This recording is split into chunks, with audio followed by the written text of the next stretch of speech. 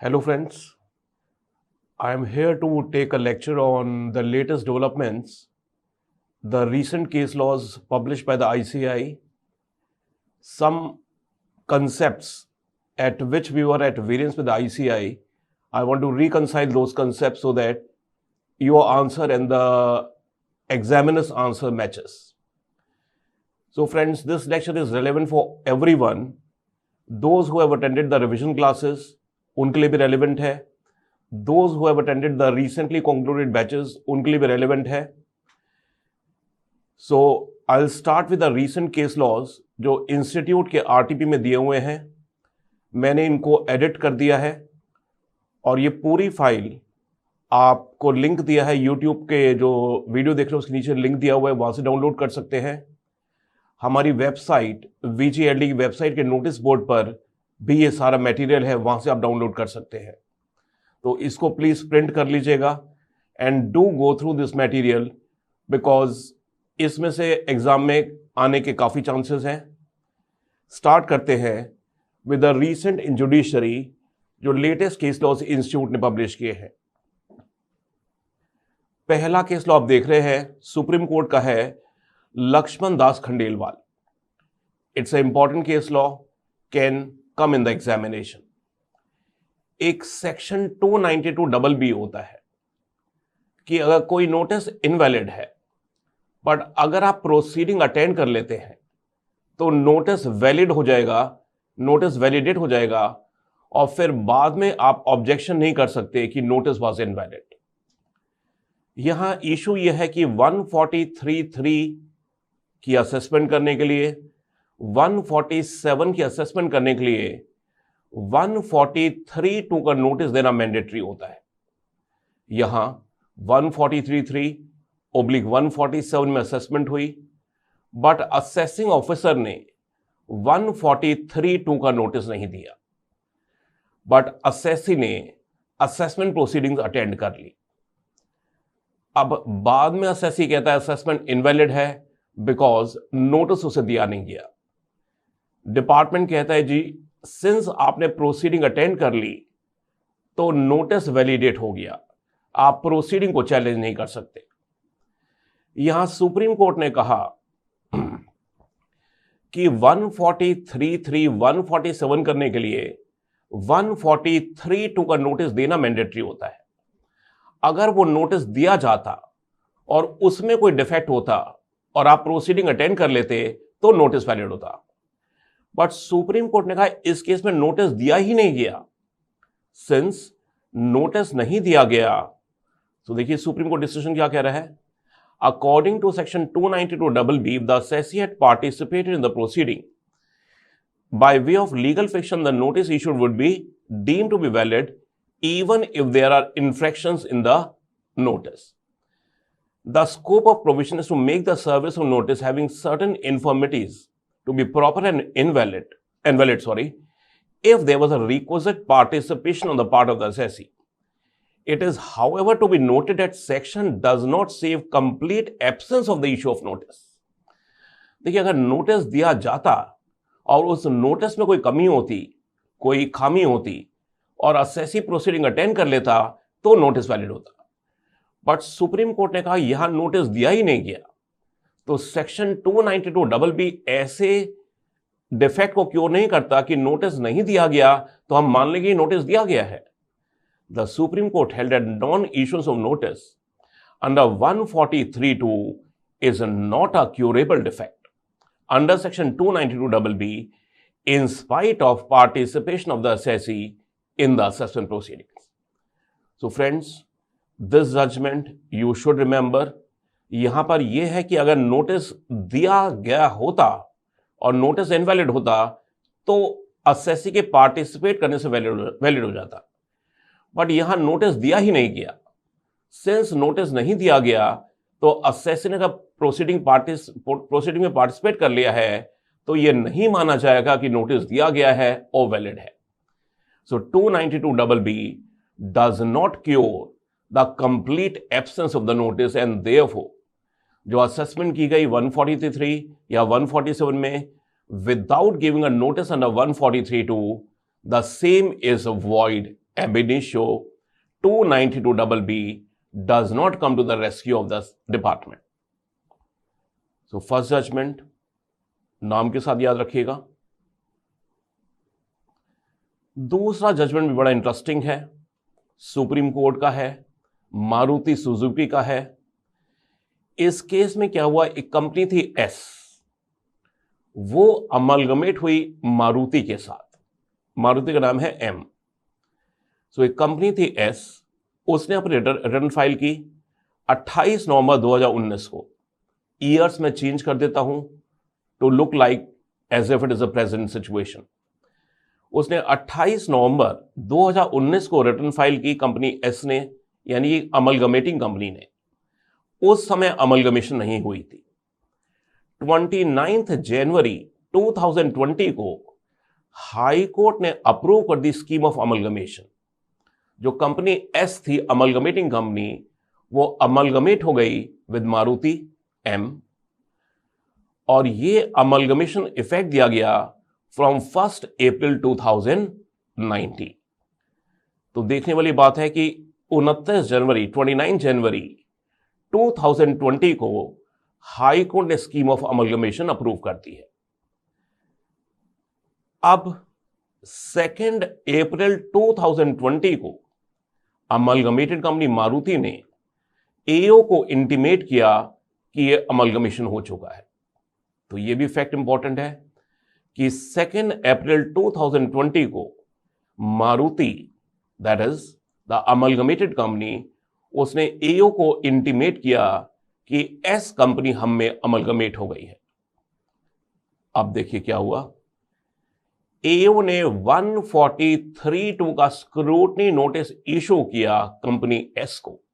Company S means the amalgamating company, on 26 September 2020, followed by notice under 142(1). तो एओ ने यह सब जानकारी होने के बाद भी कंपनी एस को स्क्रूटनी का नोटिस इशू किया 26 सितंबर 2020 को। अमलगमेटेड कंपनी एम मारुति ने असेसमेंट प्रोसीडिंग्स अटेंड कर ली। असेसमेंट ऑर्डर पास हुआ in the name of company S. S means the amalgamating company. अब देखिए, कंपनी एस तो खत्म हो चुकी है, कंपनी एस खत्म हो चुकी है, और इसका इंटीमेशन मारुति ने एओ को दे दिया था 2 अप्रैल 2020 को। उसके बावजूद एओ ने नोटिस कंपनी एस को इशू किया, जो खत्म हो चुकी है, 26 सितंबर 20 को, और जो असेसमेंट ऑर्डर भी पास किया वो अमलगमेटिंग कंपनी एस के नाम में पास किया। Although Maruti had attended the, Maruti means amalgamated company, had attended the assessment proceedings. Now यहां दो बातें आती है। एक सेक्शन 292B होता है, डबल बी नहीं, 292B, जो कहता है कि अगर क्लेरिकल मिस्टेक्स है, अगर टाइपोग्राफिकल एरर्स है किसी नोटिस में, असेसमेंट में, बट सब्सटेंशियली लॉ फॉलो किया गया है, तो टाइपोग्राफिकल एरर्स इग्नोर कर दी जाएंगी। एक सेक्शन 292BB होता है जो कहता है कि अगर आपने प्रोसीडिंग अटेंड कर ली है तो नोटिस को आप चैलेंज नहीं कर सकते। अब यहां सुप्रीम कोर्ट ने दोनों बातें देखी।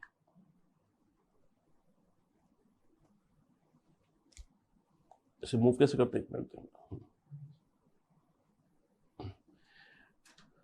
सुप्रीम कोर्ट ने कहा कि 292B जो है वो अलाउ करता है एक ऐसे डिफेक्ट को क्योर करना जो टेक्निकल नेचर का है।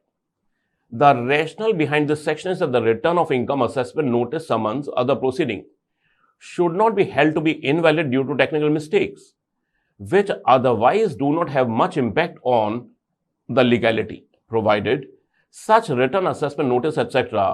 are in conformity with the provisions of the Income Tax Act. अब यहां इशू है कि जो नोटिस एओ ने इशू किया अमलगमेटिंग कंपनी के नाम में S,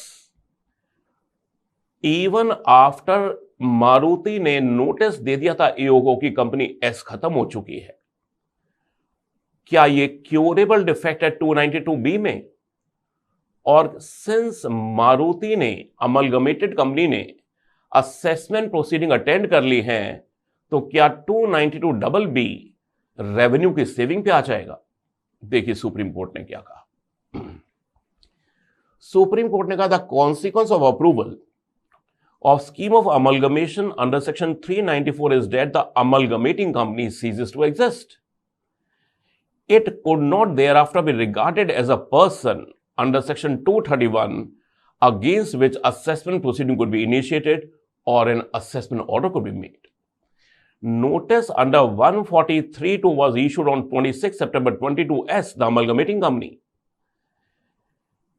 And prior to that date, jurisdictional notice under 143(2) was issued.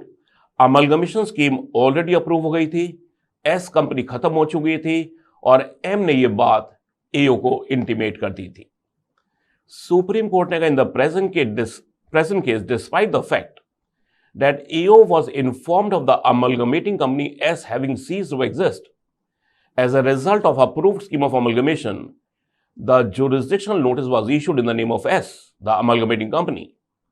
The basis on which jurisdiction was invoked was fundamentally at odds with the legal principle that amalgamating entity ceases to exist upon the approved scheme of amalgamation. The Supreme Court accordingly held that the initiation of assessment proceedings on a non-existent entity, जो चीज exist कर ही नहीं रही, उस पर आप proceeding कैसे initiate कर सकते हैं? So accordingly held that the initiation of assessment proceedings on a non-existent entity, S in this case, was void ab initio, and the participation in the proceedings by the appellate amalgamated company M in this case does not save the revenue in saying that assessment is invalid. Therefore, as per Supreme Court, the notice was invalid, the assessment is invalid, because आपने notice दिया एक ऐसी entity को जो खत्म हो चुकी है, एग्जिस्टेंस में ही नहीं है। आपने असेसमेंट की एक ऐसी एंटिटी पर जो खत्म हो चुकी है, एग्जिस्टेंस में नहीं है, and therefore the notice was invalid, the assessment is invalid, so the entire proceedings were held to be invalid by the supreme Court in the case of Maruti India, Maruti Suzuki. तो फ्रेंड्स, पहले दो judgements बहुत important हैं, definitely exam में आ सकते हैं। Third है, आपको याद होगा हमने क्लासेस में पढ़ा था कि अगर आप अपील करते हैं हाई कोर्ट को, तो हाई कोर्ट पहली स्टेज में क्या करता है? अपील एडमिट करता है, और अपील जब एडमिट करता है तो क्वेश्चन ऑफ लॉ फॉर्मुलेट करके बताता है कि this is the question of law involve in this case. यहां क्या हुआ? हाई कोर्ट के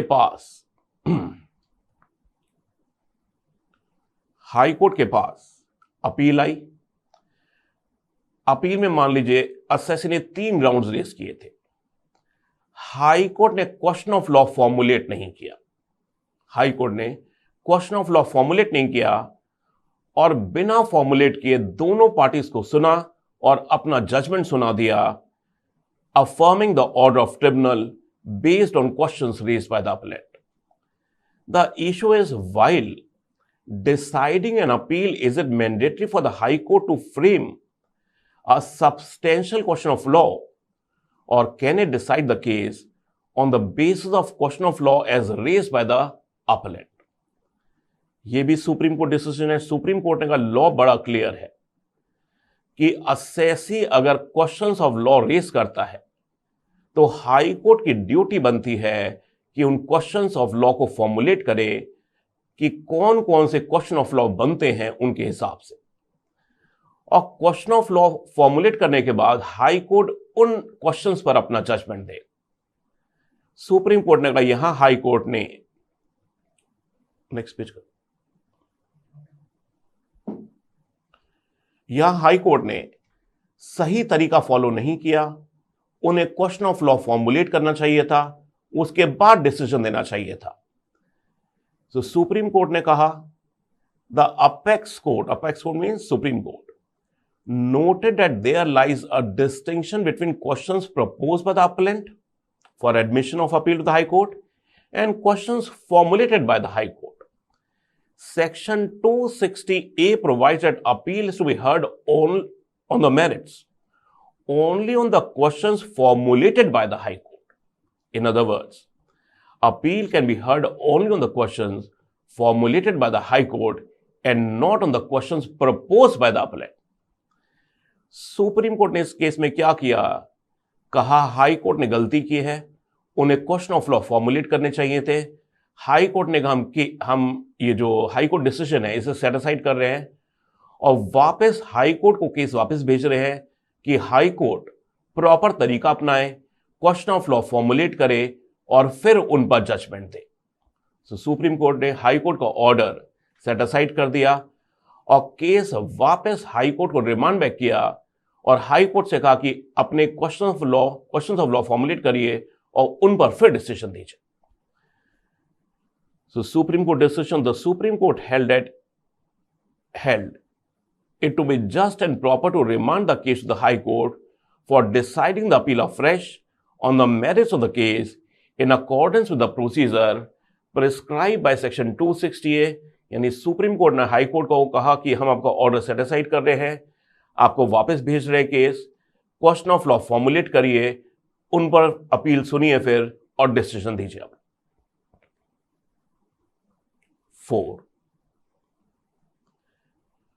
4th case law is very, very, very important, should definitely come in the examination।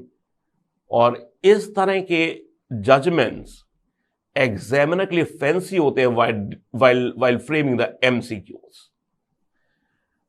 हमने एक सेक्शन किया था ATIC। अगर आप हिमाचल प्रदेश में नई इंडस्ट्री लगाते हैं, अगर आप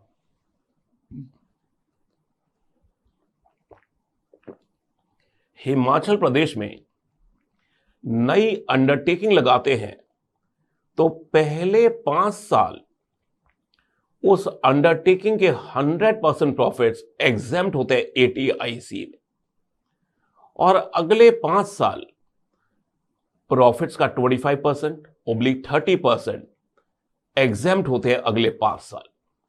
यानी डिडक्शन मिलती है आपको टोटल 10 साल। अगर आपने नई अंडरटेकिंग लगाई है तो पहले 5 साल 100% प्रॉफिट्स एग्जेम्प्ट, अगले 5 साल 30% in case of company, 25% in case of non company profits exempt होते हैं।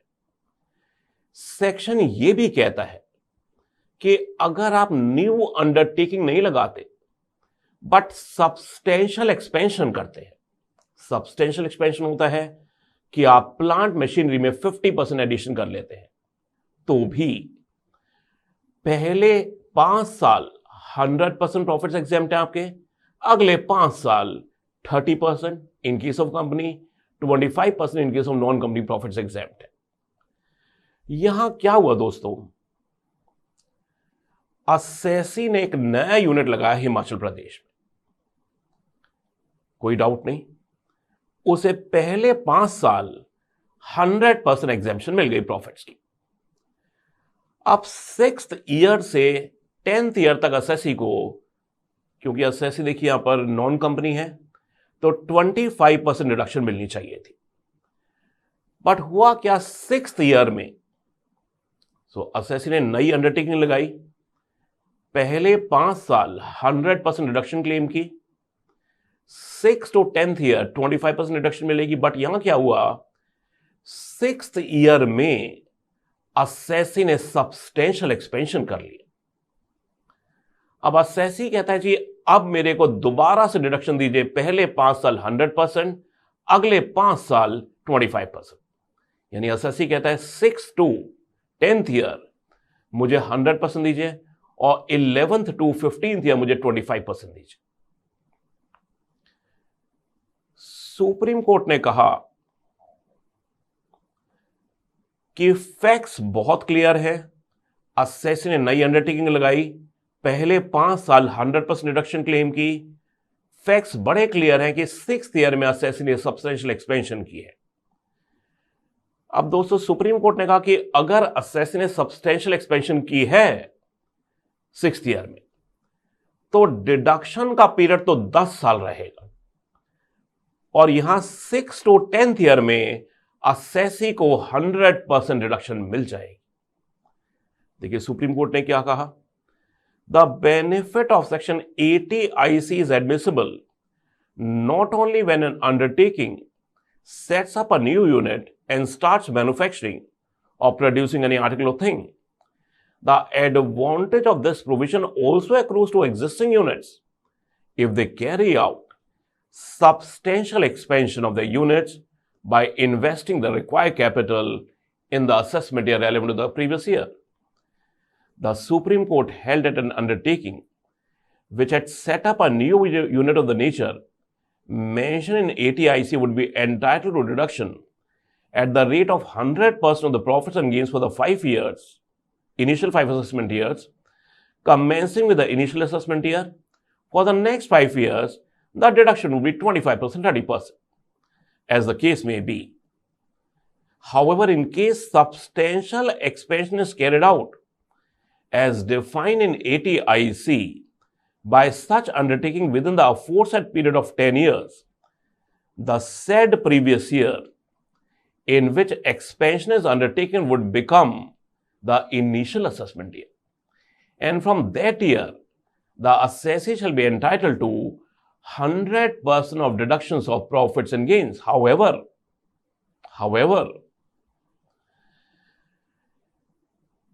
would be for the period remaining out of 10 years as provided in 80 IC. यानी डिडक्शन का पीरियड आपका 10 साल ही रहेगा। इस जजमेंट का क्रक्स इंस्टीट्यूट ने समझाया नोट 1। सपोज मैंने नई अंडरटेकिंग लगा ली, पहले 5 साल 100% डिडक्शन क्लेम कर ली। नाउ सपोज मैं 7th ईयर में, इंस्टीट्यूट ने एग्जांपल लिया 8th ईयर, 8th ईयर में आप सब्सटेंशियल एक्सपेंशन करते हैं, 8th ईयर में आप सब्सटेंशियल एक्सपेंशन करते हैं, तो इंस्टीट्यूट बड़ा ब्यूटीफुली समझाती है। सो आई रिपीट, इंस्टीट्यूट ने नोट 1 में समझाया इस जजमेंट को कि आपने नई अंडरटेकिंग लगाई और 8th ईयर में आपने सब्सटेंशियल एक्सपेंशन किया, तो institute beautifully explains the judgment कि पहले 5 साल डिडक्शन 100% है, 6th and 7th ईयर 25% है, 8th ईयर जब आपने सब्सटेंशियल एक्सपेंशन कर ली, 8th, 9th and 10th year deduction will be 100%। तो दोस्तों डिडक्शन 10 साल ही रहेगी। अगर आपने 6th ईयर में सब्सटेंशियल एक्सपेंशन की है तो 6 to 10th ईयर आपको फिर से 100% डिडक्शन मिल जाएगी। जैसे नोट 1 ने इंस्टीट्यूट ने समझाया कि अगर 8th ईयर में सब्सटेंशियल एक्सपेंशन की है तो पहले 5 साल 100%, 6th, 7th year 25%, 8th, 9th, 10th year 100%। हमने एक जजमेंट किया था क्लासेस में, क्लासिक बाइंडिंग इंडस्ट्रीज, जो सुप्रीम कोर्ट का ही था बट उसमें जजेस कम थे। ये जो अभी हम जजमेंट पढ़ रहे हैं इसमें ज्यादा जजेस थे। तो इंस्टीट्यूट कहती है कि जो हमने पुराना जजमेंट किया था क्लासिक बाइंडिंग इंडस्ट्रीज का, वो प्रिवेल नहीं करेगा, जजमेंट ये वाला प्रिवेल करेगा। सो एग्जाम के लिए इस जजमेंट का नाम याद कर लीजिए। You can definitely expect a MCQ और a question on this judgment. So case law 1, 2 and 4 मेरे हिसाब से तीनों केस लॉ एग्जाम में आ सकते हैं इन फॉर्म ऑफ MCQ और अदरवाइज। 5th केस लॉ है कि असेसी ने कमिश्नर के पास 12AA में रजिस्ट्रेशन के लिए अप्लाई किया। असेसी ने कमिश्नर के पास 12AA रजिस्ट्रेशन के लिए अप्लाई किया, यानी रिलीजियस चैरिटेबल ट्रस्ट के लिए अप्लाई किया, उसकी रजिस्ट्रेशन के लिए। कमिश्नर ने रजिस्ट्रेशन रिफ्यूज कर दी, कमिश्नर ने रजिस्ट्रेशन रिफ्यूज कर दी 12AA में। अगर कमिश्नर रजिस्ट्रेशन रिफ्यूज कर देता है तो असेसी अपील कर सकता है अपीलेट ट्रिब्यूनल में। असेसी ने अपील की अपीलेट ट्रिब्यूनल में। अपलेट ट्रिब्यूनल ने क्या किया, रजिस्ट्रेशन ग्रांट कर दी।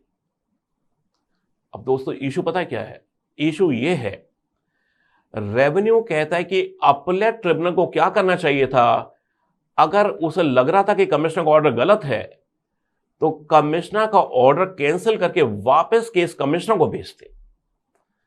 रेवेन्यू कहता है कि अपलेट ट्रिब्यूनल रजिस्ट्रेशन ग्रांट नहीं कर सकता। यहां देखिए इलाहाबाद हाईकोर्ट ने क्या कहा,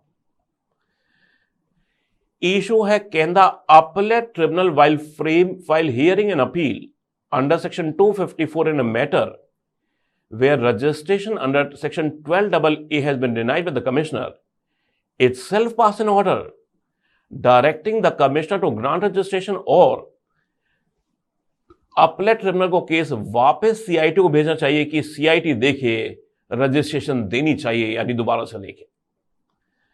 यहां हाई कोर्ट ने कहा कि ट्रिब्यूनल ऑर्डर पास कर सकता है और सीआईटी को डायरेक्ट कर सकता है कि रजिस्ट्रेशन दीजिए, हमारे सबसे बनती है registration, considering the specifics of the facts of the case where CIT has refused to accept the application for registration of trust after recording its findings. So, अगर CIT ने फाइंडिंग्स रिकॉर्ड किए हैं कि इन फाइंडिंग के basis पर हम registration refuse कर रहे हैं और ट्रिब्यूनल देखता है कि फाइंडिंग्स गलत थी, tribunal is the final fact finding authority. So अगर ट्रिब्यूनल खुद फैक्ट फाइंडिंग करके देखता है कि findings of the commissioner were wrong, in that case the ITAT can say that the trust was entitled to registration and it can direct the commissioner that please grant the registration to the trust.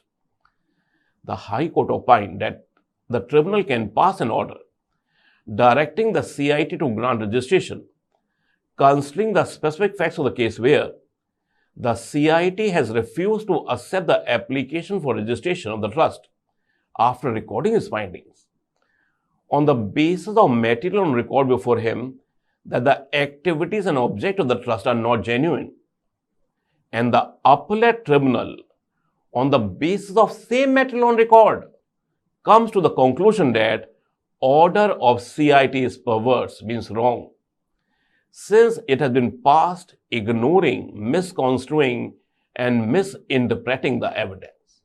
So दोस्तों, tribunal final fact finding authority होती है।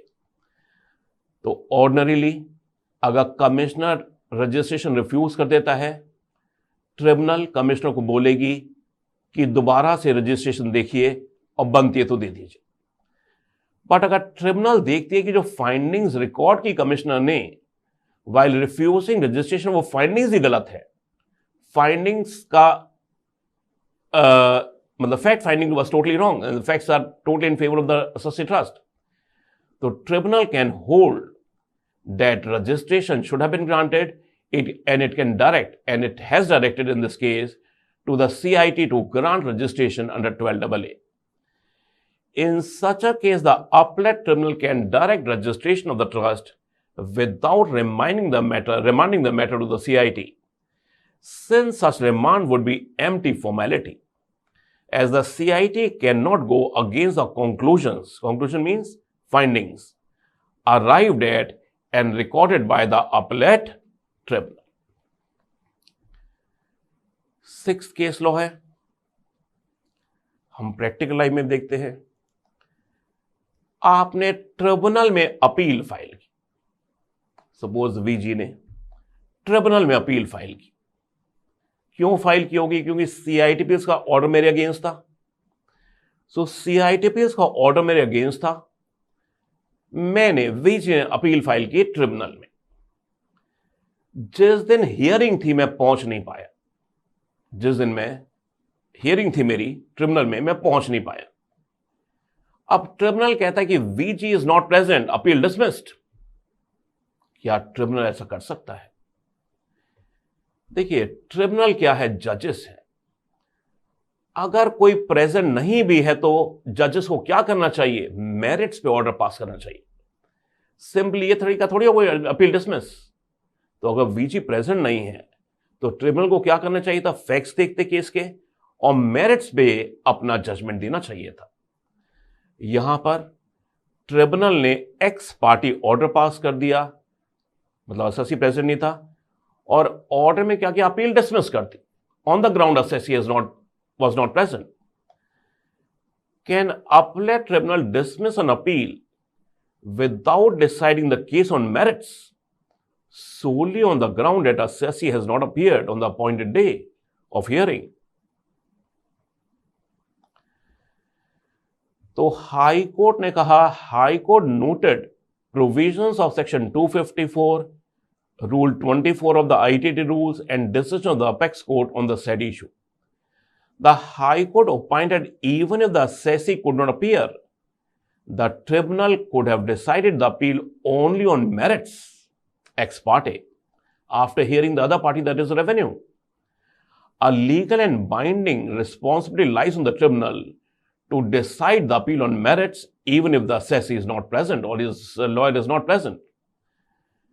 So tribunal ने गलत किया, high Court ने tribunal का order cancel किया और ट्रिब्यूनल को कहा कि मेरिट्स पर अपना डिसीजन दोबारा से दीजिए। In view of the decided case laws, high court decision and the clear provisions of rule 24 of the ITT rules, the high court set aside the impugned order of the tribunal dismissing the assessor's appeal due to non-appearance and directed the ITAT to decide the appeal on merits fresh in accordance with the law. Seventh is not that important.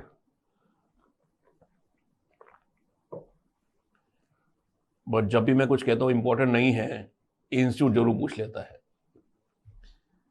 यहां क्या था कि assessee का एक gratuity fund था। Gratuity fund 1976 में approve कराया था उसने। तो एक बार फंड अप्रूव हो जाता है, लाइफ टाइम के लिए अप्रूव हो जाता है। तो असेसी का एक अप्रूव ग्रेचुटी फंड था, वे बैक 1976 में कमिश्नर से अप्रूव कराया था। और कमिश्नर से अप्रूव कराने के बाद उसने LIC से एक पॉलिसी ले ली थी ताकि LIC को प्रीमियम पे करता रहे और जो ग्रेचुटी फंड है उसको LIC एडमिनिस्टर कर ले। अब असेसी से मांगा गया कमिश्नर का ऑर्डर 1976 का। असेसी से कहा गया कि 1976 में जो कमिश्नर ने ऑर्डर पास किया था, जहां आपके ग्रेचुटी फंड को अप्रूव किया गया था, वो ऑर्डर प्रोड्यूस करिए।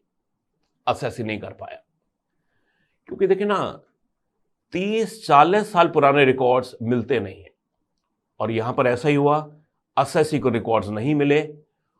ऑल्दो असेसी ने जो LIC के साथ एग्रीमेंट था उसको प्रोड्यूस कर दिया। अब AO 148 में केस खोलता है ऑन द ग्राउंड कि आपने 1976 में जो कमिश्नर ने ऑर्डर पास किया था अप्रूविंग द ग्रेचुटी फंड, वो आपने प्रोड्यूस नहीं किया। इस बेसिस पर मैं आपकी रीओपनिंग कर रहा हूं 148 में। Can the assessee's failure to produce commissioner's order of approval dating back to the year 1976 for employees gratuity scheme tantamount to non-disclosure of material facts to justify the reopening of the assessment under 148, जहां assess ने produce किया agreement between LIC and the trustees of the gratuity scheme on the basis of which he has claimed deduction under 3615 of the Income Tax Act. यहां high Court ने कहा भाई ये क्या बात है कि अगर 35 साल पुराना ऑर्डर नहीं मिल पा रहा बट असेसी ने LIC के साथ जो एग्रीमेंट हुआ वो प्रोड्यूस किया हुआ है, तो how can you make this as a ground for reopening the case under 148? And therefore High Court ने कहा reopening of the case on the ground की 1976 में जो कमिश्नर ने ऑर्डर पास किया था अप्रूविंग द ग्रेचुटी फंड, वो नहीं प्रोड्यूस किया गया, it is unjustified. The High Court held that merely because a assessee is unable to produce a copy of the order of approval of gratuity scheme by the commissioner after a long gap of time, it cannot amount to failure on the part of the assessee to disclose fully and truly all material facts, since assessee had produced a copy of the agreement with the LIC and the trustees of the gratuity scheme in the course of the original assessment proceedings, in line with the documents produced by the assessee in the earlier years. Therefore, in absence of failure on the part of the assessee to disclose truly and fully all material facts, reopening of the assessment by issue of notice under 148 is totally invalid, though there is no change of opinion also. And therefore, the reopening of the assessment on the ground कि आप 35 साल पुराना commissioner का order approving the gratuity fund scheme produce नहीं कर पाए is unjustified, invalid और notice under 148 question कर दिया गया.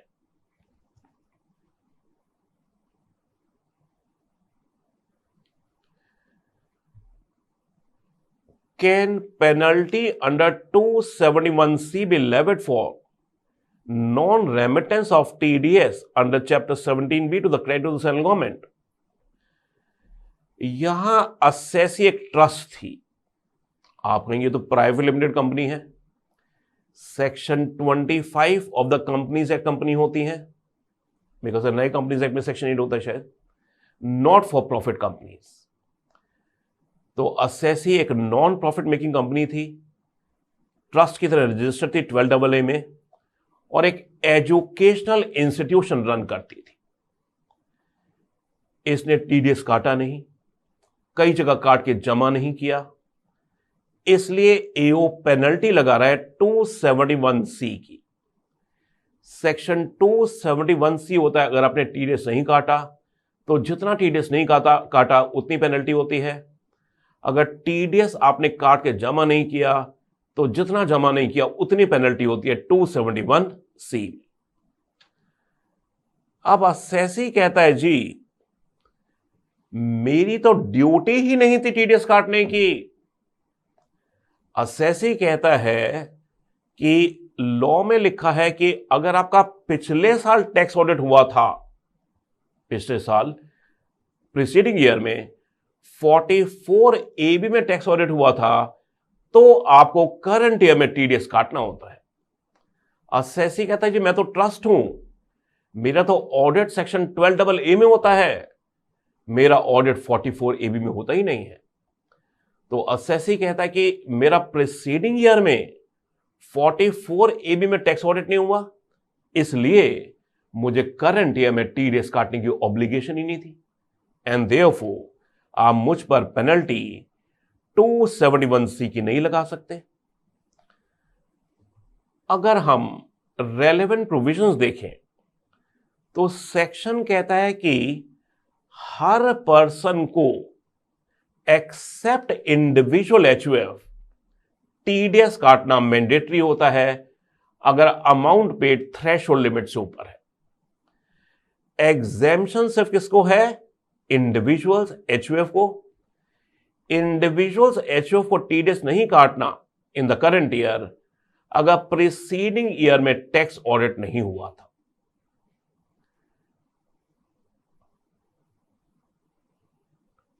सो हाई कोर्ट ने कहा कि यहां ये जो ट्रस्ट है ये तो ना तो इंडिविजुअल है ना ही एचयूएफ है.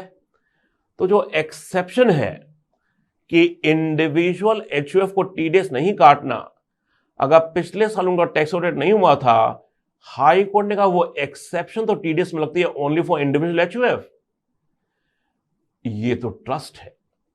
Trust is neither individual nor HUF, and therefore यहां जो असेसी एग्जेम्पशन की बात कर रहा है वो रेलेवेंट ही नहीं है.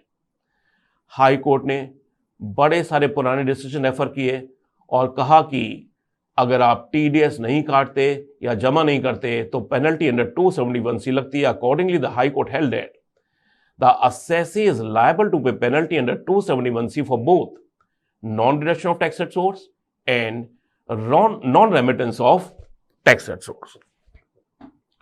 तो फ्रेंड्स, ये जजमेंट्स हैं जो आपने करने हैं। इसमें से जो आपको याद करना है, एक तो पहला जजमेंट याद करना है, लक्ष्मण दास खंडेलवाल, एग्जाम में आ सकता है आराम से। दूसरा भी याद करना है मारुति सुजुकी, ये भी एग्जाम में आ सकता है, विद नेम याद कर लीजिएगा। पहला, दूसरा, चौथा भी कर लीजिए। चौथा तो 100% करिएगा। सो 1 2 4 5, या सो 1 2 4 एंड 5 के नाम याद कर लीजिए। बाकी के फैक्ट्स, जजमेंट याद रखिए। और मेरे हिसाब से इन 8 जजमेंट्स में से कुछ ना कुछ एग्जाम में आपको आ जाएगा। आपके इंस्टीट्यूट का जो वेबसाइट पे मटेरियल है उसमें जजमेंट्स बहुत लेंदी दी हुई हैं। मैंने इनको प्रॉपरली एडिट कर दिया है, लॉजिक्स वगैरह सारे दे दिए जो हाई कोर्ट सुप्रीम कोर्ट ने दिए। तो आप इन पेजेस से कर लीजिए, 6 पेजेस हैं, ये सफिशिएंट आपके लिए। दोस्तों, अगर आप देखिए, मैंने नेक्स्ट कंसेप्ट का नाम रखा है, नेक्स्ट टॉपिक का, certain concept so as to fall in line with the ICAI views. दोस्तों, इंस्टीट्यूट हमारी मदर बॉडी है, हम इससे कन्फ्लिक्ट नहीं करेंगे। मैं तो सभी टीचर्स को गुजारिश करूंगा कि let us not fight with the institute. Institute अगर व्यू लेती है, अगर 2 व्यूज पॉसिबल है, एक व्यू ले रही है इंस्टीट्यूट, तो let us respect the view and let us follow that view in the classes and ask the student to follow that view in the exams only, because it is the institute who checks the papers and award the marks. पहला concept बिल्कुल गलत है, बिल्कुल गलत है, फिर भी कर रहे हैं। हमने पढ़ा कि अगर आप कोई कैपिटल एसेट गिफ्ट करते हैं तो सेक्शन 47 कहता है इसे हम ट्रांसफर नहीं मानेंगे and therefore there will be no capital gains. So section 47 concept 1 कहता है कि कुछ ट्रांजैक्शंस को हम ट्रांसफर नहीं मानते। The following transactions will not be regarded as transfers for the purpose of section 45 and therefore no cap gains. Any transfer of a capital asset under a gift will irrevocable trust. तो अगर आप capital asset gift करते हैं there is no transfer, but एक proviso जो मेरे हिसाब से इररेलेवेंट है, इंस्टीट्यूट ने दी हुई है स्टडी मटेरियल में। इंस्टीट्यूट एक MCQ भी बनाया हुआ है इस प्रोविजो के पर बेस्ड, तो हम इस प्रोविजो को फॉलो करेंगे। ये प्रोविजो कहती है कि ऑल्दो अगर आप कैपिटल एसेट गिफ्ट करते हैं there is no cap gain, but employee को अगर ESOPs मिले हैं, एम्प्लॉय को अगर शेयर्स मिले हैं, employees stock option plan, employees stock option scheme में, उनको वो गिफ्ट करता है, तो एम्प्लॉय के हाथ में कैपिटल गेन्स अराइज होगा। और जिस दिन वो गिफ्ट कर रहा है उन शेयर्स को, उस दिन जो शेयर्स की FMV है that will be taken as the sale price. तो एक प्रोविजो है। पहले लॉ कहता है कि अगर आप गिफ्ट करते हैं capital asset there will be no transfer provided that this clause shall not apply to transfer under gift irrevocable trust of a capital asset being shares, debentures, warrants allotted by a company directly, indirectly to the employees under the ESOPs, employee stock option plan or scheme of the company, offered to such employees in accordance with the guidelines framed by the central government. Therefore, अगर employ ESOPs gift करता है तो उसके हाथ में capital gains आ जाएंगे, और जो FMV है जिस दिन उसने गिफ्ट किया that is the sale price of the shares. अब आप कहेंगे ट्रिपल टैक्सेशन है, होने दीजिए, इंस्टीट्यूट को फॉलो करिए। देखिए, जब मुझे ESOPs मिले, मेरे हाथ में परक्विजिट का टैक्स लग गया। जब ESOPs मिले तो मुझे परक्विजिट पर टैक्स देना पड़ गया। अब मैं ESOP गिफ्ट करूंगा तो मेरे हाथ में सेल मानी जाएगी, और जो रिसीवर है उसके हाथ में 56 to 10 लग जाएगा, उसके हाथ में इनकम फ्रॉम अदर सोर्स बन जाएगी 56 10 में। So let's not go to the logic, याद कर लेते हैं।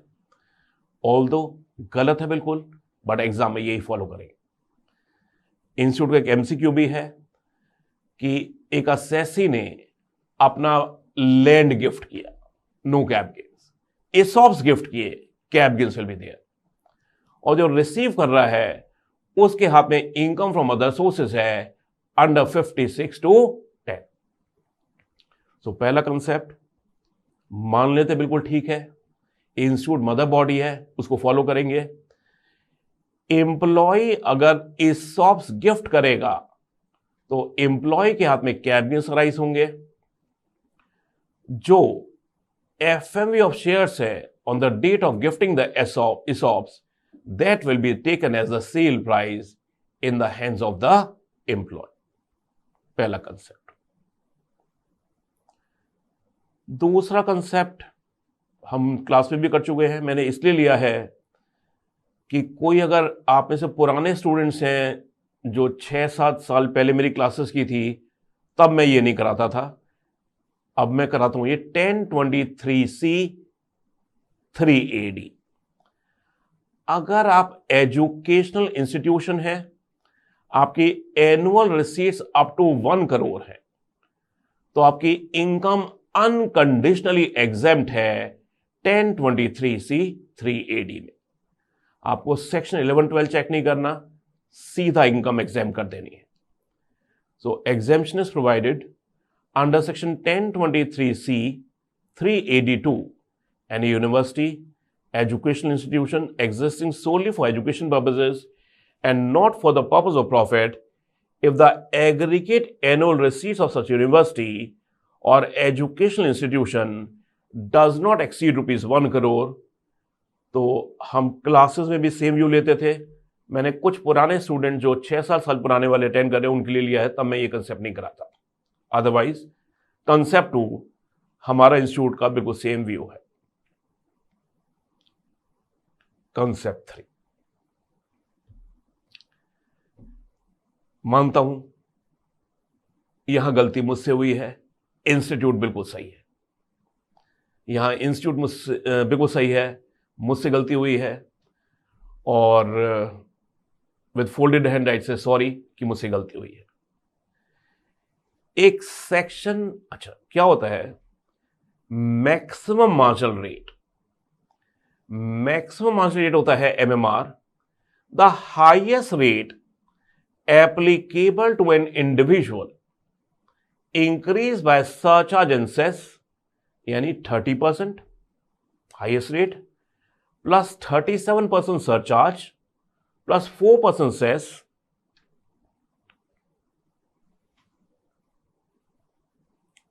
it comes to 42.744%। पूरे एक्ट में जहां भी मैक्सिमम मार्जिनल रेट लिखा हुआ है, पूरे एक्ट में जहां भी मैक्सिमम मार्जिनल रेट लिखा हुआ है MMR, उसका मतलब है the highest rate applicable to the individual increase by 37% surcharge plus 4% cess, that is 42.744%। सिर्फ एक जगह डिफरेंट है, सेक्शन 115TD। इंस्टीट्यूट बिल्कुल सही है। अगर फाइनेंस एक्ट देखें, फाइनेंस एक्ट में लिखा हुआ है कि 115TD का जो टैक्स रेट है MMR, उस पर सरचार्ज लगेगा 12%, 12% and not 37%। And therefore so 115TD कहता है कि अगर ट्रस्ट कुछ डिफॉल्ट्स करती है, डिसॉल्व हो जाती है, दूसरी ट्रस्ट में मर्ज करती है, अप्रूवल्स खत्म हो जाता है, यानी 115 टीडी की कंडीशन सेटिस्फाइड है, तो एक्रेडिटेड इनकम पर टैक्स लगता है at the maximum marginal rate, जो मैंने आपको क्लासेस में कराया था 42.744%, जो गलत है। इंस्टीट्यूट बिल्कुल सही है। 115 टीडी के केस में फाइनेंस एक्ट 19 कहता है कि tax rate refer in 115 TD shall be increased by a surcharge of 12%. Therefore, MMR for the purpose of 115 TD is 30% plus 12% plus 4%, 34.944%. मैं रिपीट करता हूं, मैं क्लासेस में गलत कराया मैंने कराया था 42.944, but only for the purpose of 115 TD MMR means 34.944%. Therefore, for the purpose of section 115 TD, MMR is 34.944%. For all other sections, the MMR is 42.744%. So my sincere apologies for doing this error in the class. तो institute supreme है, हम भी मानते हैं, हम जैसे experience लोग भी गलती कर जाते हैं, बट इंस्टीट्यूट यहां पर परफेक्टली गई है, मैं गलत था यहां पर। So MMR for the purpose of 115 TD is 34.944%। आते हैं कंसेप्ट 4 पर। कंसेप्ट 4 में दो व्यूज पॉसिबल है। मैं बताता हूं इशू क्या है। इंस्टीट्यूट अलग व्यू लेती है, हम अलग व्यू लेते हैं, दोनों व्यूज अपनी जगह ठीक है, बट सिंस मार्क्स हमें इंस्टीट्यूट अवॉर्ड करती है, late us follow the view of the institute only. तो मैंने कंसेप्ट 4 में क्या किया है, पहले आपको कंसेप्ट बताता हूं क्या है, हम क्या व्यू लेते हैं, इंस्टीट्यूट क्या व्यू लेती है, और हम अब इंस्टीट्यूट का व्यू ही फॉलो करेंगे। अब देखिए क्या होता है। अनोनिमस डोनेशंस मिलती हैं आपको। अनोनिमस डोनेशंस टैक्सेबल होती है at the rate of 30%। So anonymous donations taxable होती है at the rate of 30%। But वहां एक बेनिफिट होता है कि anonymous donation shall be reduce by the following. Anonymous donation में से आप कम करते हैं ₹1 लाख और 5% of total donations whichever is higher. So 1 lakh और 5% of total donations whichever is higher हम अनोनिमस डोनेशन में से रिड्यूस कर देते हैं, और जो हम रिड्यूस करते हैं उसे हम टैक्स करते हैं at the normal tax rate. So as per section 115 BBC, the anonymous donations received by the trust reduced by higher of the following amounts shall be taxable at 30%, ₹1 lakh या 5% of total donations. Therefore, if anonymous donations are 10 lakh rupees and total donations are 40 lakh, then 10 lakh shall be reduced by higher of the following ₹1 lakh or 5% of 40 lakh, which is 2 lakh. यानी 8 लाख की anonymous donations taxable होंगी eight 30%, और हम class में view लेते थे कि 2 lakh shall be taxable at the normal tax rates. यहां हमारा इंस्टीट्यूट का डायवर्जेंस ऑफ व्यू है। इंस्टीट्यूट कहती है जो 2 लाख नॉर्मल रेट पर टैक्सेबल है उस पर 15% एडहॉक डिडक्शन मिलनी चाहिए। तो हम लोग क्या करते थे, 1 लाख और 5% of total donations whichever is higher anonymous donation से कम कर दिया। हमारे केस में अनोनिमस डोनेशन 10 लाख की है, 1 लाख और 5% ऑफ टोटल आया 2 लाख। 10 लाख की अनोनिमस डोनेशन में से हमने 2 लाख कम कर दिया। हम 8 लाख को टैक्स करते हैं 30%, no doubt about it, institute भी सेम कहती है। अब हम कहते हैं जो 2 लाख है वो टैक्सेबल एट नॉर्मल रेट्स। यहां इंस्टीट्यूट का व्यू डिफरेंट है। इंस्टीट्यूट कहती है 2 लाख में से आप माइनस करिए 15% एडहॉक डिडक्शन। और अगर देखिए इंस्टीट्यूट सही कह रही है, बिकॉज इंस्टीट्यूट कहती है कि 2 लाख जो है उसे हम नॉर्मल डोनेशंस मानेंगे, और नॉर्मल डोनेशंस पर आपको 15% एडहॉक एग्जेम्पशन मिलती है। And therefore ICI takes the view that 15% ad hoc deduction is available on this normal donation, and we accept the view of the ICI. Exam में आपको 4 questions आए हुए हैं, मैंने चारों क्वेश्चंस को रीसॉल्व कर दिया एज पर दिस व्यू, और सिर्फ फर्क यह आ रहा है जो अनोनिमस डोनेशंस में से नॉर्मल रेट पर डोनेशन जो टैक्स होंगी उस पर 15% एडहॉक एग्जेम्पशन मिल जाएगी आपको। एक एग्जांपल कर लेते हैं। Asha memorial trust running hospital previous year 20 के लिए डाटा दे रही है। रनिंग ऑफ हॉस्पिटल से इनकम आ रही है 14.25 lakh. Donations including anonymous donations 3 lakh, 5.75 lakh. Amount applied for the purpose of the hospital 18 lakh. Out of 18 lakh, 5 lakh was paid to contracted in cash for providing cleaning sanitation services. Trust ने 15 lakh accumulate किया 11/2 में for 5 years और इतना खर्च कर पाई 31 मार्च 20। अब देखिए हमने रिसीट्स ली from running the hospital 1425, donations ली एक्सक्लूडिंग द अनोनिमस डोनेशंस। हम क्लास में ऐसे ही करते थे, बट आप यहां क्या करेंगे, अनोनिमस डोनेशन में से 1 लाख जो है टैक्सेबल एट नॉर्मल रेट्स पर, उस 1 लाख पर हम 15% की एडहॉक एग्जेम्पशन ले लें। तो 15% ad hoc deduction will be available on the portion of the anonymous donation जो टैक्सेबल एट नॉर्मल रेट्स पर। अकॉर्डिंगली मैंने ये सारे एग्जाम्पल, 4 एग्जाम्पल थे, मैंने चारों को रीसॉल्व कर दिया है। और अगर आप आंसर्स कंपेयर करेंगे, आंसर में फर्क क्या आ रहा होगा, जैसे कि मैं अगर पहला आंसर देखूं,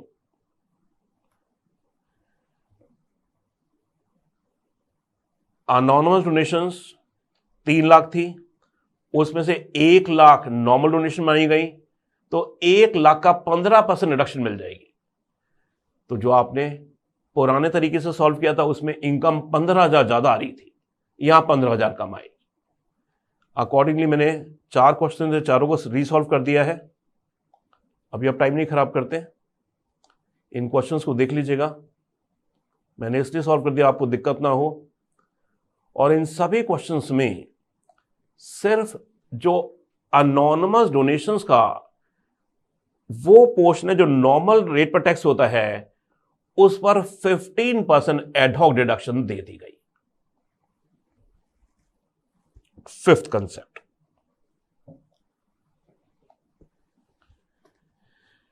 ट्रांसफर प्राइसिंग में प्राइमरी एडजस्टमेंट्स करता है एओ। तो आपको 90 डेज के अंदर इंडिया में पैसा लेके आना पड़ता है, और 90 डेज में पैसा नहीं लाया तो आपको सेकेंडरी एडजस्टमेंट करनी पड़ती है और इंटरेस्ट चार्ज करना शुरू करना पड़ता है।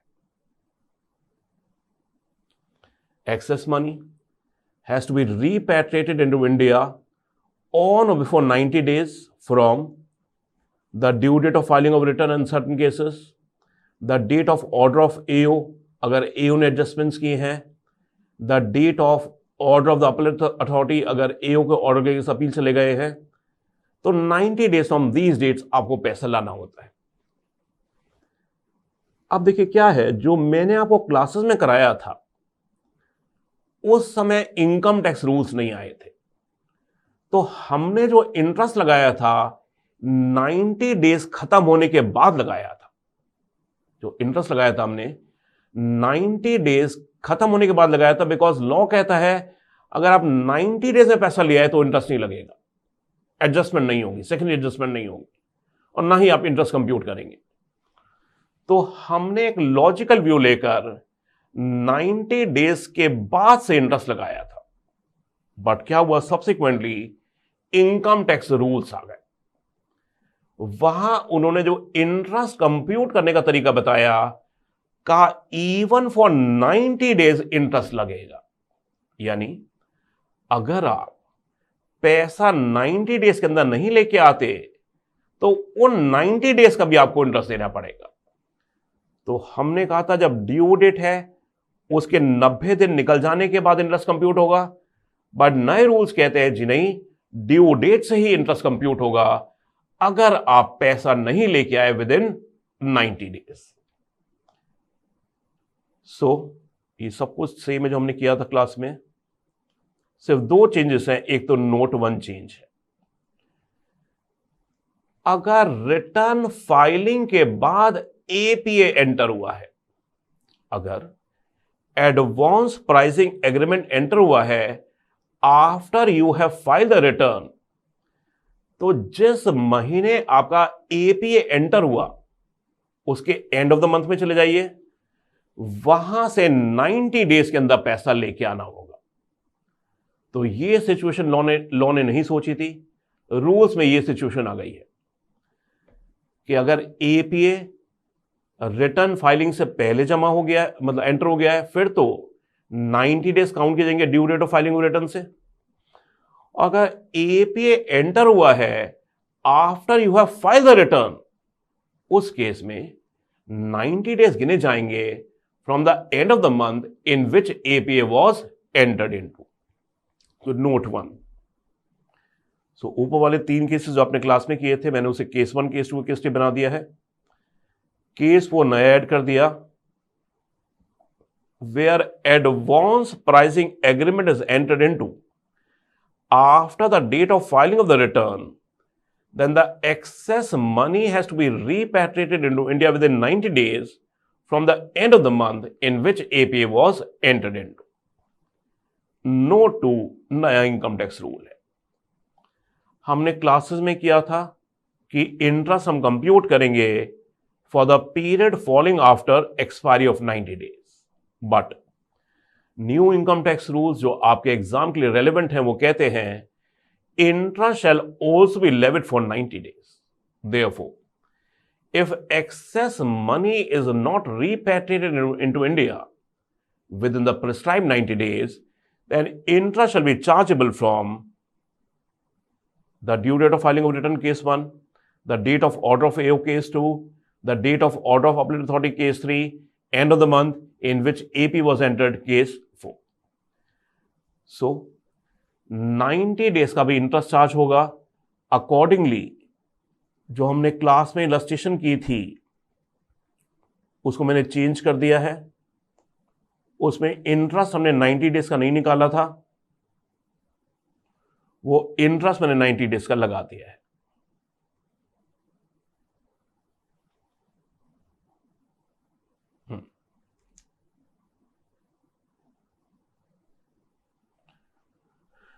So here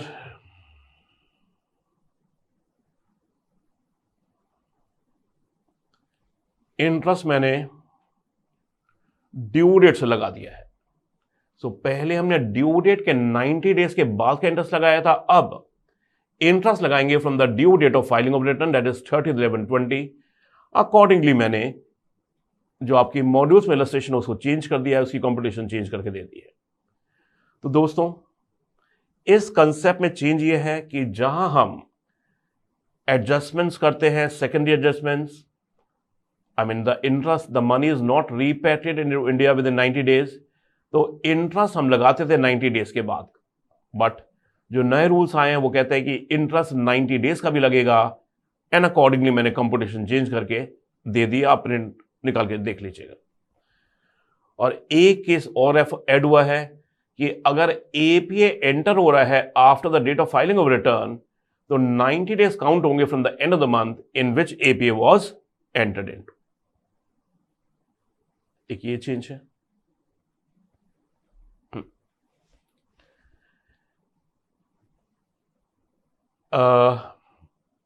advance ruling, advance ruling जो हमने किया था बिल्कुल ठीक था, उसमें एक कंसेप्ट मिस हो गया। वो मिस इसलिए हुआ यह अमेंडमेंट 2011 में आई थी और एप्लीकेबल अब हुई जब गार के रूल्स एप्लीकेबल हुए, तो ये मुझसे मिस आउट हो गई, तो मैंने इसे इनकॉर्पोरेट कर लिया। एडवांस रूलिंग आप उस ट्रांजैक्शन के लिए भी ले सकते हैं, आप मतलब resident as well as non resident, जो आप करना चाहते हैं, अगर कर चुके हैं तो नहीं, जो करना चाहते हैं और आपको लगता है कि it may be declared as impermissible avoidance arrangement under GAAR, तो आप एडवांस रूलिंग अथॉरिटी को मूव कर सकते हैं। इंपॉर्टेंट मार्क कीजिएगा, ये अमेंडमेंट थी 2011 में आई थी जब गार के लॉ आया था, बट गार का लॉ इंप्लीमेंट हुआ 2018 में, इसलिए मैं क्लास में इनकॉर्पोरेट नहीं कर पाया था। So advance ruling means determination by the AR. AR is the advance ruling authority. Whether an arrangement which is proposed to be undertaken, proposed. यानी अगर ट्रांजैक्शन आप कर चुके हैं तो आप AR के पास नहीं जा सकते कि ये गार में IA है या नहीं। अगर आप करना चाहते हैं कि नहीं, अभी ट्रांजैक्शन करना चाहते हैं, तो उसके लिए रेजिडेंट नॉन रेजिडेंट दोनों जा सकते हैं टू AR कि बताइए ये कहीं इम्परमिसिबल अवॉइडेंस अरेंजमेंट तो नहीं हो जाएगा एज पर गार। So advance ruling means determination by the AAR whether an arrangement which is proposed to be undertaken, highlight the words proposed to be undertaken. Institute MCQ में ऐसी बातें पूछ लेती है। अगर आप ट्रांजैक्शन कर चुके हैं तो आप गार में जानने के लिए कि आईए है या नहीं, एआर के पास नहीं जा सकते। अगर प्रपोज टू बी अंडरटेकन है, चाहे रेजिडेंट कर रहा है, नॉन रेजिडेंट कर रहा है, और ये जानने के लिए कि क्या ये इम्परमिसिबल अवॉइडेंस एग्रीमेंट है या नहीं, अरेंजमेंट है या नहीं, आप जा सकते हैं एआर के पास।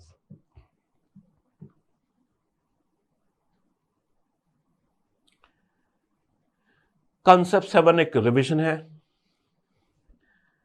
अगर आपने एक फॉरवर्ड एक्सचेंज रेट कवर लिया है for payment of foreign currency loan taken for acquiring an asset from outside India, और उस कॉन्ट्रैक्ट को आप कैंसिल कर देते हैं, यानी लोन रीपे नहीं कर रहे, कॉन्ट्रैक्ट कैंसिल कर देते हैं, तो उस कॉन्ट्रैक्ट की कैंसिलेशन से जो प्रॉफिट होगा या लॉस होगा, it's a business profit, business loss, this is as per ICDS। उसे हम ब्लॉक में एडलेस नहीं करेंगे।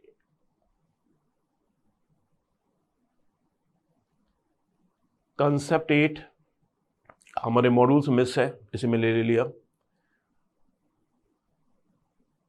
कुछ पर्संस को रिटर्न फाइलिंग से एग्जेम्पशन दी गई है। सो नोटिफिकेशन के थ्रू गवर्नमेंट ने फॉलोइंग पर्संस को रिटर्न फाइलिंग से एग्जेम्पशन दी है। कौन कौन? नॉन रेजिडेंट या फॉरेन कंपनी। सो एग्जेम्पशन दी गई रिटर्न फाइलिंग से किसको? नॉन रेजिडेंट को, फॉरेन कंपनी को।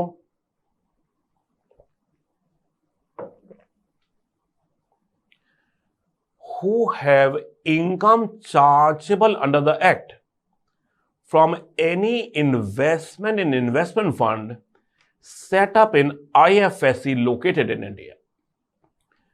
So इन्वेस्टमेंट फंड से अगर आपको इनकम आ रही है, कौन सा इन्वेस्टमेंट फंड? जो लोकेटेड है इंटरनेशनल फाइनेंशियल सर्विसेज सेंटर में, तो आपको रिटर्न फाइल करने की जरूरत नहीं है, प्रोवाइडेड उस इनकम पर TDS कट किया है। देखिए, investment fund category 1, category 2, IFSC का वही मतलब होता है। और यह कंडीशन है कि जो इनकम मिल रही है फॉरेन कंपनी को, नॉन रेजिडेंट को, उस पर TDS कट गया है, और एना फॉरेन कंपनी की कोई और इनकम नहीं है except from this investment fund located in IFSC। लेकिन एग्जेम्पशन आपको नहीं मिलेगी अगर आपको 142(1) का नोटिस आ गया है, या 148 का नोटिस आ गया है, या 153A 153C का नोटिस आ गया है, तो आपको रिटर्न फाइल करना मैंडेटरी है to comply with the notice.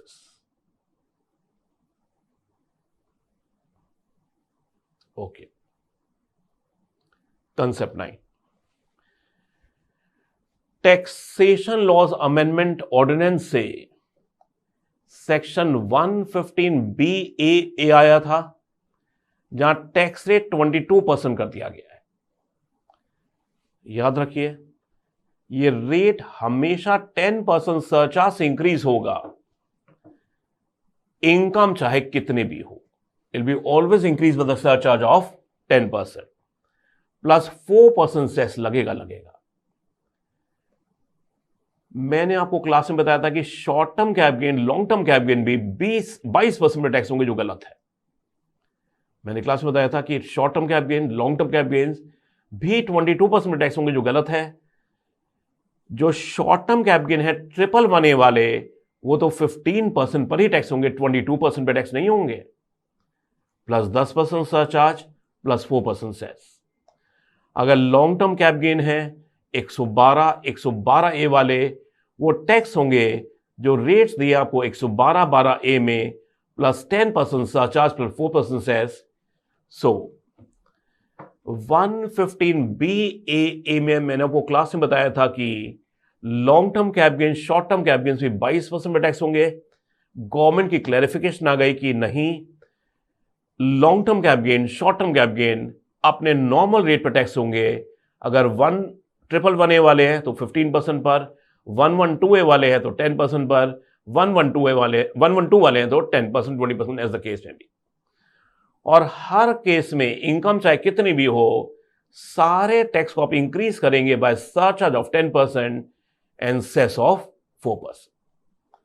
So 115BAA में ये करेक्शन है कि मैंने आपको क्लासेस में बताया था कि long term cap gain, short term cap gain भी 22% टैक्स होंगे, जो गलत है। गवर्नमेंट ने क्लैरिफाई किया कि long term cap gain, short term cap gain, जो उनके नॉर्मल टैक्स रेट होते हैं 112 में, 112A में, 111A में, उसमें ही टैक्स होंगे। कंसेप्ट 10, यहां कुछ नई कंपनीज जो मैन्युफैक्चरिंग करती हैं, उनकी इनकम 15% पर टैक्स हो। यहां पर भी 10% सरचार्ज लगेगा, irrespective of what is your income. 4% cess बढ़ाया जाएगा।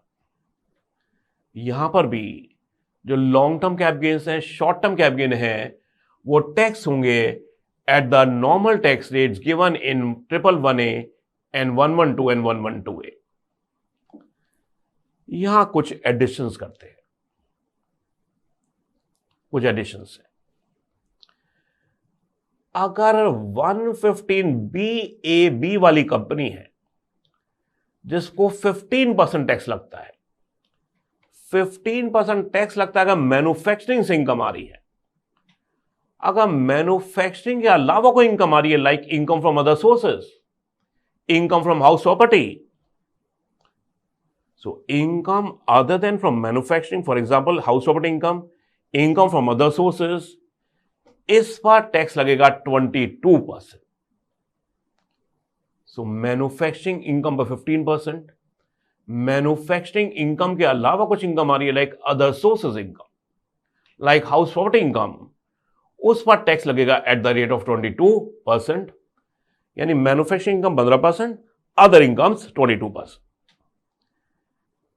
अगर इस सेक्शन को आप मिसयूज करते हैं, ज्यादा प्रॉफिट्स दिखाते हैं ताकि 15% टैक्स लगे आपको, तो जो आपने ज्यादा प्रॉफिट्स दिखाए उस पर हम 30% टैक्स लगाएंगे।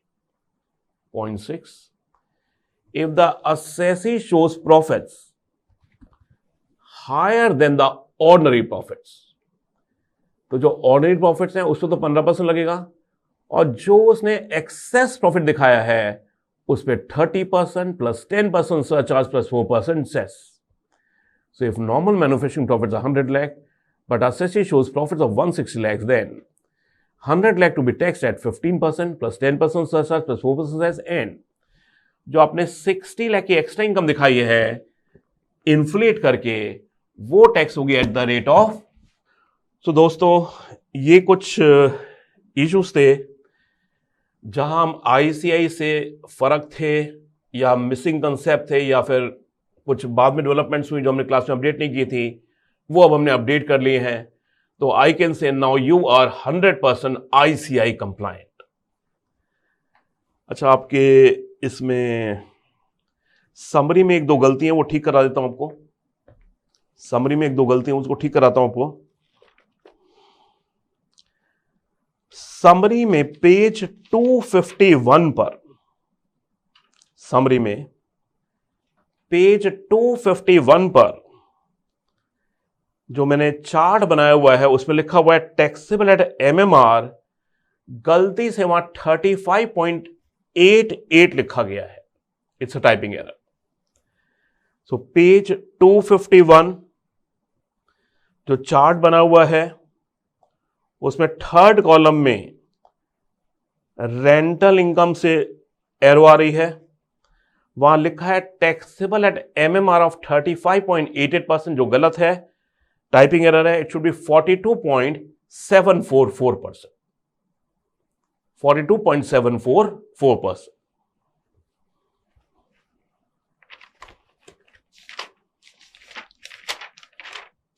पेज 108 पर आइएगा।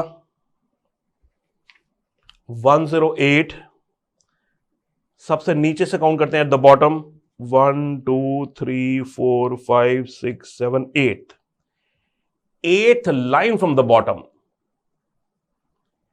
8th line from the bottom, वहां 10,000 रुपीज लिखा हुआ है। It should be 40,000 rupees. So limit 10,000 से 40,000 हो गई थी by the finance act 19। So 1 2 3 4 5 6 7 8, 8th line from the bottom, 10,000 की जगह करिए 40,000 rupees.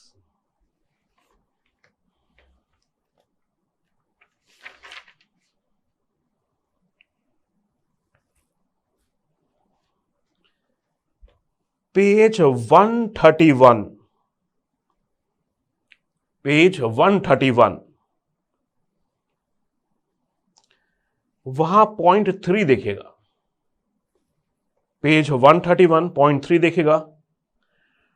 Order under section 2011 for interest and penalty shall be pass with in 7 years from the end of the financial year in which payment is made और credit is given. ये type day आपका, उसके आगे लिखिए, उसके आगे लिखिए और within 2 years, within 2 years from the end of the financial year, or within 2 years from the end of the financial year in which correction statement is filed. 2 years from the end of the financial year in which correction statement is filed, comma, whichever is later. आपके modules में ठीक दिया हुआ है, but summary बनाते वक्त मुझसे amendment miss हो गई। सो दोस्तों, मैंने पूरी कोशिश की कि अब आपको आरटीपी में ध्यान ना लगाना पड़े। इंस्टीट्यूट और हम आज इक्वल रैंकिंग पर हैं, कोई डिफरेंस ऑफ व्यूज नहीं है। सो जो हमने किया उसी को करिए। आज मैं स्टूडियो में आया रिकॉर्ड करने के लिए लेक्चर, गलत है, मैं कोई रूल नहीं तोड़ के आया, लेकिन कोविड-19 आप देख रहे हैं फैल रहा है, but I could not record the lecture at home because the quality was very poor. तो मैं दिल्ली पुलिस से स्पेशल परमिशन लेकर मैं और मेरे कैमरामैन गोपाल हम दोनों आए। हमने सफिशिएंट प्रिकॉशंस ली हुई हैं, इसलिए आए कि प्रॉपर लेक्चर रिकॉर्ड हो जाए। और एक क्वेरी में बस बहुत आ रही है कि E assessment scheme, electronic assessment scheme क्या एग्जाम के लिए रेलेवेंट है या नहीं। मैं उसे चेक कर रहा हूं, उसके समराइज नोट्स भी बना रहा हूं, और अगर रेलेवेंट है तो in one of the next lectures में उसको डाल दूंगा, and that should not take more than half an hour. Electronic assessment scheme जो आई है, फेसलेस स्कीम, क्या आपके एग्जाम के लिए रेलेवेंट है या नहीं, मैं चेक कर रहा हूं। As per rules of the examination date के हिसाब से रेलेवेंट हो जाती है। उसे मैं आपको नेक्स्ट लेक्चर में करा दूंगा। Next lecture won't be more than half an our, जिससे हम इलेक्ट्रॉनिक असेसमेंट स्कीम कवर कर लेंगे। सो फ्रेंड्स, आज अगर हम देखें, इंस्टीट्यूट के एग्जाम्स पोस्टपोन हो गए हैं। कहें तो एक गोल्डन अपॉर्चुनिटी आपके लिए, उसे खराब मत करिए। और आज आप घर से बाहर निकल भी नहीं सकते, निकलना भी नहीं चाहिए। और इस मौके को जो भगवान ने दिया है आपको, उसे पूरी तरह यूज करिए। अपना दिमाग इस बात में मत लगाइए कि एग्जाम फर्दर पोस्टपोन होंगे या नहीं होंगे। होंगे तो किस्मत है आपकी, नहीं होंगे तो भी किस्मत है आपकी। अपनी तैयारी करिए ये मानते हुए कि एग्जाम 19 जून जो डेट दी है उसी से है। जैसे मैं हमेशा कहता हूं, महाभारत 18 दिन में लड़ा गया था। इस बार तो मोदी साहब ने भी जब लॉकडाउन डिक्लेयर किया था 21 दिन का, उन्होंने भी कहा था कि महाभारत 18 दिन में लड़ा गया था। तो आज जहां हम खड़े हैं वहां हमारे पास मोर देन 54 डेज है, 54 दिन से ऊपर है। यानी आप 3 महाभारत अकेले लड़ सकते हैं। तो भगवान श्री कृष्ण आपके सारथी हैं। आप अर्जुन बनिए इस महाभारत के, और इन तीनों महाभारत को जीतिए। यही मेरी आपसे गुजारिश है, एडवाइस है। And I wish you all the best and success, and please stay home, stay safe, and अपनी हेल्थ का ध्यान रखिए। So thank you very much.